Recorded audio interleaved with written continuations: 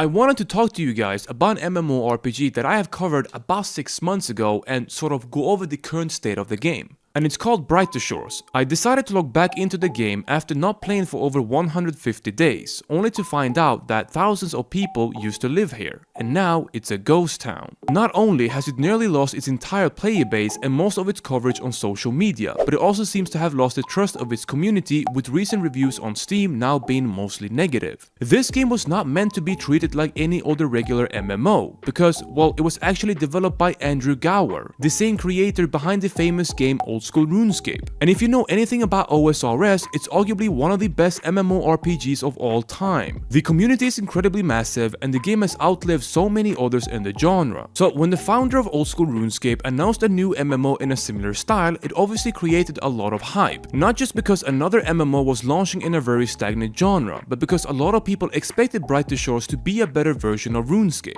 But unfortunately, when Brighter Shores finally came out, so many people, including myself, found the game to be very underwhelming. The most common issues brought up by the player base were the episodic nature of the game and how the auto-scaling of professions and resources just didn't feel fun to play. The core gameplay and its mechanics felt boring and shallow. The rune-based instance world design made the game feel less authentic, almost like you were playing a single-player game. It lacked content that encouraged teamwork or group activities. There were no real bosses to take on, and no dungeons or raids you could do with other players. Now, I don't want to be that guy that says, "I told you so," but I was one of those players who knew something was wrong with Brighter Shores even before it came out. I predicted that it was going to upset a lot of players, but once again, most people just saw that as negativity or hate instead of genuine concern. I don't blame people for being very excited about a new game that is coming out, especially if it's an MMO, but I still find it a bit disappointing to see how many people were willing to overlook the issues Brighter Shores had and ignore the healthy criticism players were trying to bring up. And now it turns out a majority of these people are not even playing this game anymore, and even the most dedicated fans of Brighter Shores believe that nearly every aspect of this game was considered a downgrade in comparison to Old School RuneScape.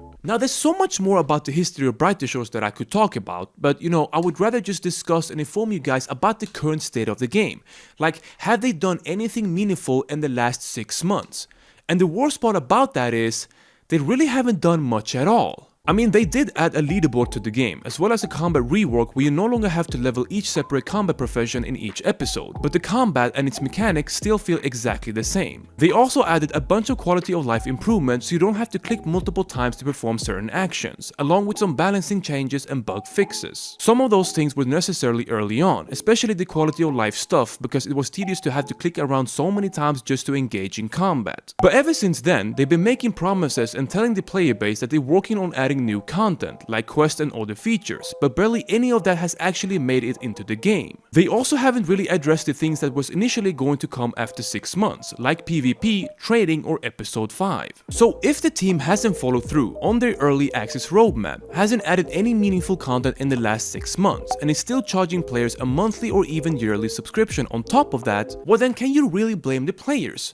I mean, I understand where the negativity is coming from. Why would players continue to trust Andrew Gower and the team at Fen Research if they have not been able to deliver most of their promises? To make things look even worse, he went on Twitter again to rant about how baffled he is from the backlash he's receiving, and he seems to blame the players for forcing him to prioritize community feedback instead of taking responsibility for not sticking to his own roadmap. A lot of players are now starting to believe that Andrew Gower is completely out of touch, not just with his community but also with his own game. I mean, it doesn't make sense. Why would you blame the players and the community when you're the one in charge of development? This is the same person who claimed to have created a new game design philosophy called the breadth and depth system, which was supposed to solve a lot of problems other MMOs have, while at the same time begging players to stick around and keep playing Brighter Shores, and also admitting that they're not planning to change anything about the game in a fundamental way. The point that I'm trying to get across is that Andrew Gower and the team at Fen Research genuinely believe that there's nothing wrong with Brighter Shores.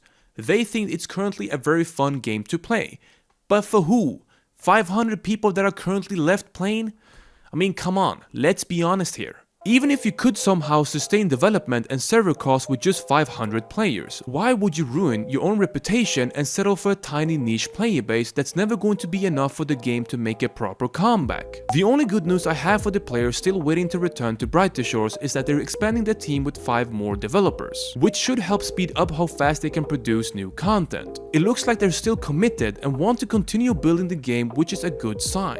But as you know with me guys, I just have to be honest and say this. The real solution here, in my opinion, is to swallow your pride, accept that you designed a game that most people found boring and soulless to play, and just revamp the entire game from the ground up. Because that way, you actually have a decent chance at redeeming yourself and also even attracting a larger player base down the road. Like, most people don't like how Brighter Shores is currently played out. A lot of things here are fundamental that just needs to be changed if you want to have a decent chance at making a good comeback. I believe that me and many other people have nothing against Andrew Gower, and we all honestly wish them the best. I do hope they can return stronger and prove me and everyone else wrong. Like, I know I sound a bit pessimistic, but it just baffles me how badly they have mismanaged this game, and how this man was able to create one of the best designed MMORPGs of all time, and then 20 years later make a video game that is arguably worse in every possible aspect.